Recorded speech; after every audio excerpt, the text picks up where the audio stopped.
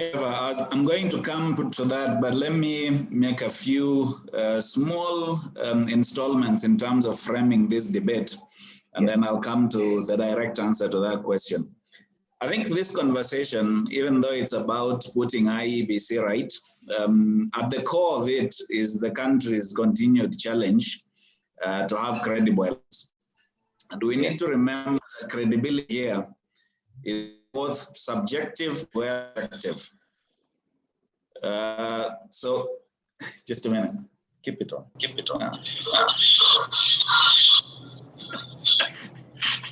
I have my daughter switching off the light because she thinks it's a mistake, and yet I want to make sure my face can be seen. Okay. Okay. The joys of working from home. Exactly.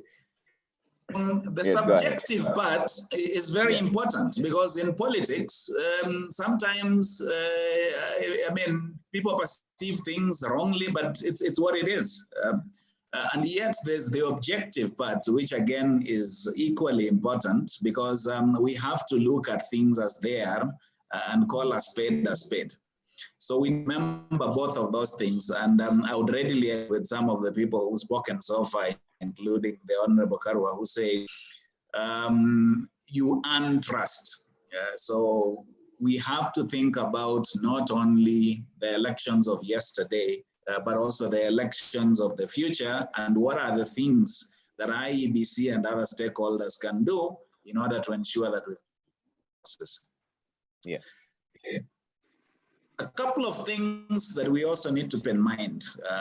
For me, this conversation always springs from the violence of 2007 and 2008, because it reminds us about the dangers of not having a credible election. Yeah. We almost brought this country down.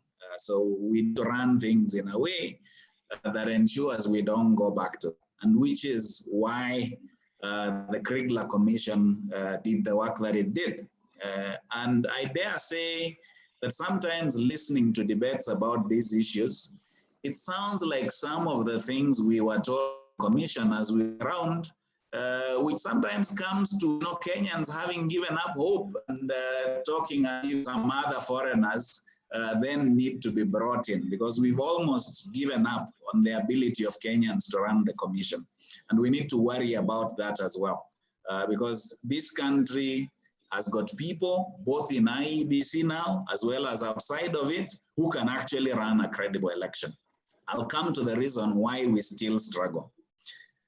We've got the experience from the electoral contest in 2013 and 2017. We need to bear those in mind and capture whatever lessons we've learned from that.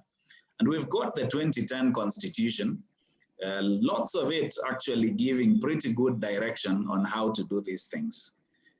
But we've gotten into this zone where we are now, again, going to a range of goals to try and do this. And I think we need to remember, even as that issues such as this, there's a limit in terms of what the law can do. We have said that we need to remember that purity of elections or election credibility is not just the work of IEBC alone. We've got to also bring in the role of other stakeholders. Is the judiciary doing its bit? Are the people who are at the heart of the contest, the political parties and their functionaries, doing their bit? Are citizens also doing? Things are important.